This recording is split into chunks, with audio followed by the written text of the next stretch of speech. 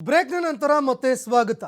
ಚಳಿಗಾಲದ ಅಧಿವೇಶನ ಬೆಳಗಾವಿಯಲ್ಲಿ ನಡೀತಾ ಇರುವ ಸಂದರ್ಭದಲ್ಲೇ ಮಹಾರಾಷ್ಟ್ರ ಬೆಳಗಾವಿ ಹಾಗೂ ಗಡಿಭಾಗ ಏನಿದೆ, ಈ ಗಡಿಭಾಗಕ್ಕೆ ಸಂಬಂಧಪಟ್ಟಂತೆ ಮತ್ತೆ ತಕರಾರು ತೆಗಿತಾ ಇದೆ. ಮತ್ತೆ ಬೆಳಗಾವಿ ಗಡಿ ವಿವಾದವನ್ನ ಮಹಾರಾಷ್ಟ್ರ ಶಾಸಕರೊಬ್ಬರು ಕೆದಕಿದ್ದಾರೆ. ಅದು ಕೂಡ ಬೆಳಗಾವಿಯಲ್ಲಿ ಅಧಿವೇಶನ ನಡೀತಾ ಇರುವಂತಹ ಸಂದರ್ಭದಲ್ಲಿ ಬೆಳಗಾವಿಯ ಶಾಸಕರೊಬ್ಬರು ಮಹಾರಾಷ್ಟ್ರದ ಶಾಸಕರೊಬ್ಬರು ಬೆಳಗಾವಿ ಗಡಿ ವಿವಾದವನ್ನು ಕೆದಕಿದ್ದಾರೆ. ಮಹಾರಾಷ್ಟ್ರ ಚುನಾವಣೆಯಲ್ಲಿ ಸೋತ್ರೂ ಕೂಡ ಠಾಕ್ರೆ ಬಣ ಈವರೆಗೂ ಕೂಡ ಬುದ್ಧಿ ಕಲಿಲೇ ಇಲ್ಲ. ಉದ್ಧವ್ ಠಾಕ್ರೆ ಬಣ ಹೀನಾಯವಾಗಿ ಸೋಲನ್ನ ಅನುಭವಿಸಿತು. ಮಹಾರಾಷ್ಟ್ರ ಮಾಜಿ ಸಿಎಂ ಉದ್ಧವ್ ಠಾಕ್ರೆ ಅವರ ಪುತ್ರ ಉದ್ದಟತನದ ಒಂದು ಹೇಳಿಕೆ ಕೊಟ್ಟಿದ್ದಾರೆ.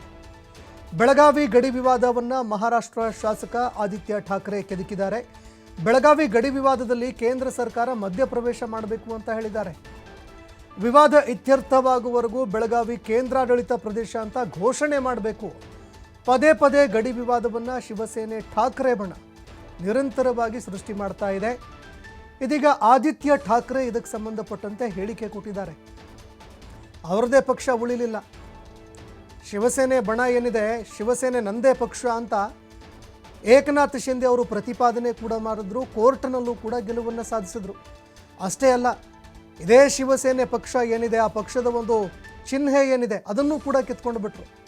ಇಷ್ಟಾದರೂ ಕೂಡ ಉದ್ಧವ್ ಠಾಕ್ರೆ ಈಗಲೂ ಕೂಡ ಬುದ್ಧಿ ಕಲಿತಾ ಇಲ್ಲ.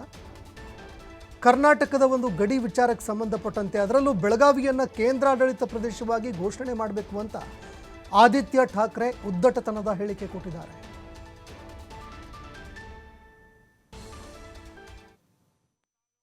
आम्ही सांगितलेलं आहे की केंद्र सरकारने याच्यात हस्तक्षेप करावा. अनेकदा आम्ही सांगितलेलं की तिथे युनियन टेरिटरी बनवलं पाहिजे, पण अजून ते होत नाही. अपोजिशन लीडर के तौर पर आदित्य जिस तरीके से चांगलं आहे. मला वाटतं माझ्या सोबत जे आहे तिथे मागे दोघेही, ह्या दोघांमुळे तिथे खूप पाठबळ मिळालंच. आशिष जी आहेत आमचे सगळे कार्यकर्ते आहेत. अनेकदा आम्ही सांगितलेलं आहे की केंद्र सरकारने याच्यात हस्तक्षेप करावा. अनेकदा आम्ही सांगितलेलं की तिथे युनियन टेरिटरी बनवलं पाहिजे, पण अजून ते होत नाही. अपोजिशन लीडर के तौर पर आदित्य जिस तरीके से चांगलं आहे. मला वाटतं माझ्या सोबत जे आहे तिथे मागे दोघेही, ह्या दोघांमुळे तिथे खूप पाठबळ मिळालंच. आशिष जी आहेत आमचे सगळे कार्यकर्ते आहेत. अनेकदा आम्ही सांगितलेलं आहे की केंद्र सरकारने याच्यात हस्तक्षेप